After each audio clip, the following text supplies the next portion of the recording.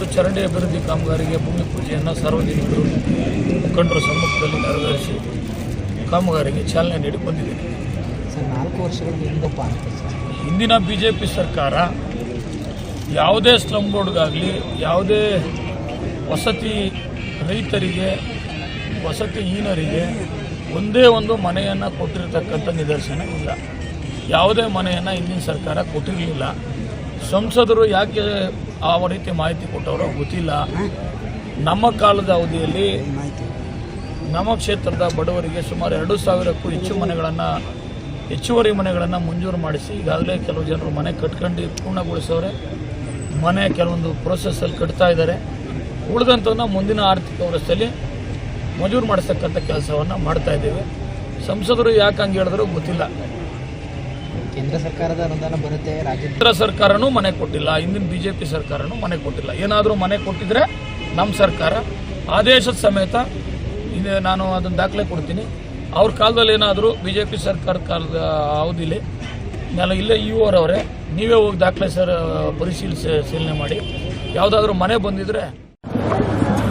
ನಮ್ಮ ಶಾಸಕರು ನೆಲಮಂಗಲ ಜನಪ್ರಿಯ ಶಾಸಕರಾಗಿರ್ತಕ್ಕಂಥವರ ಕೈ ಹಸ್ತದಿಂದ ಅಮೃತ ಹಸ್ತದಿಂದ ಇವತ್ತು ಕೊಳಚೆ ನಿರ್ಮೂಲನಾ ಮಂಡಳಿಯ ವತಿಯಿಂದ 38 ಲಕ್ಷದ ಮೋರಿ ಮತ್ತು ರಸ್ತೆ ಚರಂಡಿ ಕಾಂಕ್ರೀಟ್ ಕಾಮಗಾರಿಯನ್ನು ಹಮ್ಮಿಕೊಳ್ಳಲಾಗಿದೆ. ಈ ಕಾಮಗಾರಿನ ಮಾನ್ಯ ಶಾಸಕರು ಬಹಳಷ್ಟು ಒತ್ತಾಯ ಮಾಡಿ ಇದಕ್ಕೆ ಅನುದಾನವನ್ನು ಹಾಕಿಸಿಕೊಂಡು ಕೊಟ್ಟಿದ್ದಾರೆ. ಅವರಿಗೆ ಎಷ್ಟು 8 ಲಕ್ಷದ್ದು ರಸ್ತೆ ಮತ್ತು ಚರಂಡಿ 2 ಕಾಂಕ್ರೀಟ್ ಚರಂಡಿ ಮತ್ತು ಒಂದು ಬೋರ್ ಬೇರೆ ಇದೆ. ಇದರಲ್ಲಿ ಅನೇಕ ಸಮಸ್ಯೆಗಳನ್ನು ಕೇಳಿದ್ರ, ಏನು ಹೇಳಿದ್ದಾರೆ ಶಾಸಕರು? ಏನಿಲ್ಲ, ನಮ್ಮಲ್ಲಿ ವಸತಿ ಇಲ್ಲದೆ ಇರ್ತಕ್ಕಂಥ ಮನೆಗಳು ಬೇಕಾದಷ್ಟು ಮನೆಗಳಿದ್ದಾವೆ.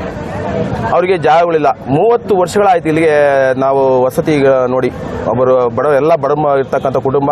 ನಾವು ಹಿಂದುಳಿದ ವರ್ಗದವರು, ಪರಿಶಿಷ್ಟ ಜಾತಿಯಲ್ಲಿ ಹುಟ್ಟಿರ್ತಕ್ಕಂಥ ಎಲ್ಲ ವರ್ಗದವರು. ನಾವು ಇಲ್ಲಿ ಮಿನಿಮಮ್ 600 ಮನೆ ಇದ್ದಾವೆ. 600 ಮನೆಯಲ್ಲಿ ಒಂದೊಂದು ಮನೆಯಲ್ಲಿ 3 ಜನ 4 ಜನ ಅಣ್ತಂಬಿರಿದ್ದಾರೆ. 3 ಜನ 4 ಜನ ಅಣ್ತಂಬಿರಿದ್ದಾರೆ. ಆ ಅಣ್ತಂಬಿರ್ತಕ್ಕಂಥವ್ರಿಗೆ ಒಂದೇ ಮನೆಯಲ್ಲಿ ವಾಸ ಮಾಡೋಕ್ಕಾಗ್ತಿಲ್ಲ. ಮದುವೆ ಆದಮೇಲೆ ಇದು ಮಾಡ್ತಕ್ಕಂಥದ್ದು, ಮದುವೆ ಆದಮೇಲೆ ಅವನು ವಾಸ ಮಾಡ್ಕೊಂಡು ಇದೆಲ್ಲ ಇರ್ತಕ್ಕಂಥದಕ್ಕೆ ಅವ್ರಿಗೆಲ್ಲರಿಗೂ ಒಂದೊಂದು ವಸತಿ ಮನೆಗಳು ಬೇಕಾಗ್ತದೆ. ಅವ್ರಿಗೊಂದು ಮಾಡಿಕೊಡ್ಬೇಕಂತ ನಮ್ಮ ಶಾಸಕರಲ್ಲಿ ಮನವಿ ಮಾಡಿದ್ದೀನಿ. ಸರ್, ನಮ್ಗೆ ವಿಚಾರ ಗೊತ್ತಿರಲಿಲ್ಲ. ಎರಡನೇದು ಹೇಳಬೇಕು ಅಂದರೆ ಅವರು ನಮ್ಗೆ ಯಾವುದೇ ರೀತಿಯಾದ ವಿಚಾರ ತಿಳಿಸಿಲ್ಲ. ಬೆಳಗ್ಗೆ ಬಂದ್ಬಿಟ್ಟು ನೋಡೋದಕ್ಕೆ ಬಂದವ್ರೆ ಸಂಸದರು. ಇಲ್ಲಿನ ಪರಿಸ್ಥಿತಿ ಏನು ಅಂತಂದ್ರೆ, ಈಗ ಒಂದು ಮನೆ ನೀವು ನೋಡ್ಬೋದು. ಒಂದು ಮನೆ ನೋಡ್ತಕ್ಕಂಥದ್ನ ಒಂದು ಮನೆಯಲ್ಲಿ ಪಾಯ 1 ಅಡಿ ಪಾಯ ಹಾಕ್ತಾರೆ, 6 ಪಿಲ್ಲರ್ ಹಾಕ್ತಾರೆ, ಸಣ್ಣ ಪಿಲ್ಲರು. ಅವೈಜ್ಞಾನಿಕವಾಗಿ ಮಾಡಿದ್ದಾರೆ. 3 ಲೈಟು, ಒಂದು ಮನೆ 3 ಲೈಟು.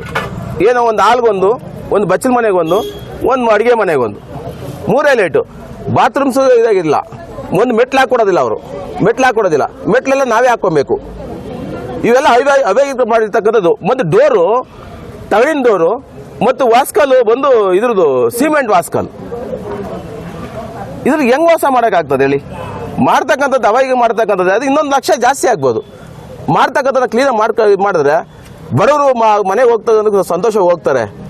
ಈಗಿನ ಎಲ್ಲರೂ ಸಹ ವೈಜ್ಞಾನಿಕ ಬೆಳೆದಿರ್ತಕ್ಕಂಥ ಜನಗಳು ಇರ್ತಕ್ಕಂಥರಲ್ಲ. ಅವಾಗಿನ ಇರ್ತಕ್ಕಂಥದ್ದು ಗುಡ್ಸ್ಲು ಮನೆ ಬೆಸ್ಟ್ ಅನ್ಸುತ್ತೆ. ಈಗ ಮಾಡ್ಕೊಳ್ತಕ್ಕಂಥ ಮನೆಗಳು. ಎಷ್ಟು ವರ್ಷ ಆಗಿತ್ತು ಸರ್ ಅದು ಇಲ್ಲಿಗೆ 2-3 ವರ್ಷ ಬಂತು. ಇಲ್ಲಿಗೆ 3 ವರ್ಷ, ಜನವರಿಗೆ ಸ್ಟಾರ್ಟ್ ಮಾಡಿ 3 ವರ್ಷ ಬಂತು. ಅವ್ರ ಕಾಂಟ್ರಾಕ್ಟರ್ದಾರರಿಗೆ ಅವ್ರಿಗೆ ಅನುದಾನ ಬಿಡುಗಡೆ ಆಗಿಲ್ಲ. ನಮ್ಗಿನ್ನ ಇದು ಕೆಲಸ ಮಾಡಿರ್ತಕ್ಕಂಥದ್ದು ಅನುದಾನ ಬಿಡುಗಡೆ ಆಗಿಲ್ಲ. ನಮ್ಗಿನ್ನ ನಾವು ಮಾಡ್ತೀವಿ ಅಂತ ಮುಂದಕ್ಕೆ ಹಿಂಗೆ ಹೋಗ್ತಾನೆ ಇದ್ದಾರೆ. ಈಗ ಆಲ್ರೆಡಿ ಅವರು 6 ತಿಂಗಳೇನೋ ಆಯಿತು. 6 ತಿಂಗಳಿಂದ ದುಡ್ಡು ಬಿಡುಗಡೆ ಆಗಿಲ್ಲ. ಇನ್ನೂ ದುಡ್ಡು ಬಿಡುಗಡೆ ಆಗಿಲ್ಲ ಅಂತಾನೆ ಹೇಳ್ತಾ ಇದ್ದಾರೆ. ಅದಕ್ಕೆ ಅವ್ರಿಗೆ ಏನಾದ್ರು ಬಿಡುಗಡೆ ಮಾಡಿ ಬೇಗ ನಮ್ಗೆ ಕೆಲಸಗಳು ಮಾಡಿಕೊಟ್ರೆ ಬಡವ್ರಿಗೆ ಒಂದು ಅನುಕೂಲ ಆಗ್ತದೆ. ನಾವು ಬೇರೆ ಕಡೆ ಹೋಗಿ 4-5 ಸಾವಿರ ಮನೆ ಬಡೆ ಕೊಟ್ಬಿಟ್ಟು ಇರೋಕ್ಕಾಗೋದಿಲ್ಲ. ಈಗ ಮನೆ ಕಿತ್ತಾಕ್ಬಿಟ್ಟಿದೀವಿ. 2 ವರ್ಷ 3 ವರ್ಷ ಬಂತು, ಮನೆ ಕಿತ್ತಾಕಿದೀವಿ. ಅದಕ್ಕೆ ಮನೆ ಶಾಸಕರಲ್ಲಿ ಮನೆ ಮಾಡ್ಕೊಂಡು ಅವರೆಲ್ಲ ಬೇಗ ಮಾಡಿಸ್ಕೊಡ್ತೀವಿ ಅಂತ ಹೇಳಿದ್ದಾರೆ. ಅವ್ರಿಗೆ ವಿಚಾರ ಗೊತ್ತಿರಲಿಲ್ಲ, ಈಗ ಗೊತ್ತಾಗಿದೆ. ಮಾಡಿಸ್ಕೊಡ್ತೀವಿ ಅಂತ ಹೇಳಿದ್ದಾರೆ. ಎಲ್ಲ ಕರೆಸ್ಬಿಟ್ಟು ಮಾಡಿಸ್ತೀವಿ ಅಂತ ಹೇಳಿದ್ದಾರೆ.